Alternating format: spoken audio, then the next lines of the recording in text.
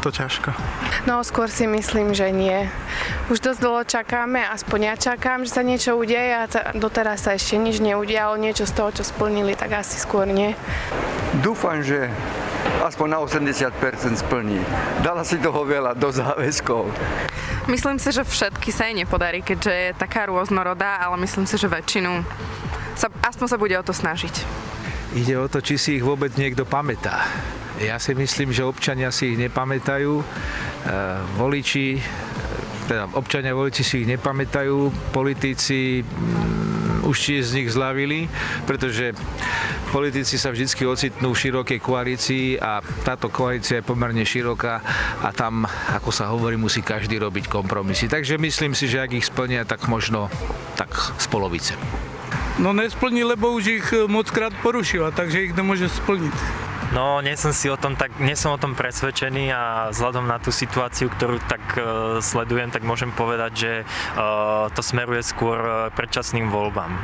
Viete, máme už skúsenosti aj z dávnejšej minulosti, že sľuby sa sľubujú a nechcem pokračovať ďalej, ale myslím si, že nemôžeme nejako bagatelizovať. Urobilo sa niečo pozitívne, veľa sa urobilo dobrého, ale myslím si, že nesplnili sa mnohé sľuby v oblasti sociálnej, morálnej, a toto všetko treba napravovať. Myslím si, že to je vec úvahy, logiky, úsudku a možno dobrého myslenia, aby sa veci, ktoré sa sľubovali, aby sa aj splnili. Myslím si, že asi nie, vzhľadom k tomu, že je tam veľmi široký záber určitých záujmov, tak predpokladám, že asi sa to nepodarí.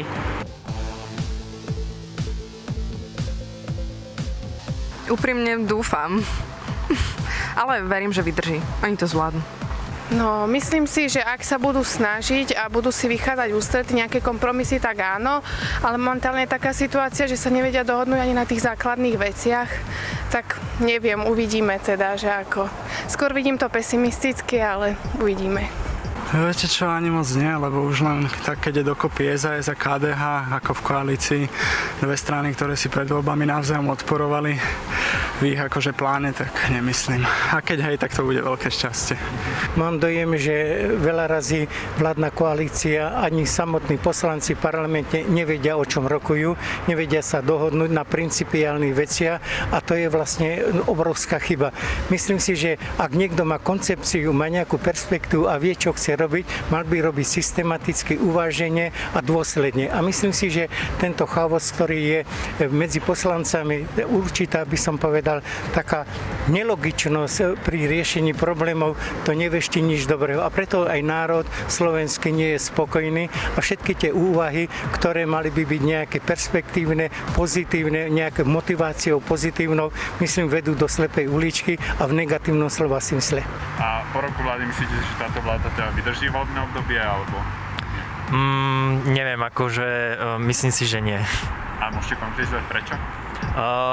Pretože tie rozpory v koalícii proste sú také veľké, že ťažko povedať, no ale vidím to skôr tak, že tá vláda teda padne. Neviem, teraz je to napäté kvôli Grécku, požičke, viete, ale dúfam, že sa nejako dohodnú a že vydržia. Ja si osobne želám, aby vydržali, no. Ale ja myslím, že áno. Ja si myslím, že na Slovensku väčšinou vydrží každá vláda celé volebné obdobie. Oni si to veľmi dobre rozmyslia predtým, ako by sa mali rozpadnúť. Nie som si celkom istá, ale myslím si, že im záleží na tom, aby boli pri korytách a samozrejme sa pakovali tak, ako sa pakoval Fico posledných 8 rokov. No myslím si, mohla by vydržať, no ale keby k niečomu došlo, k inšiemu, tak neviem. Už porušili aj Čiléky s tým Gréckem.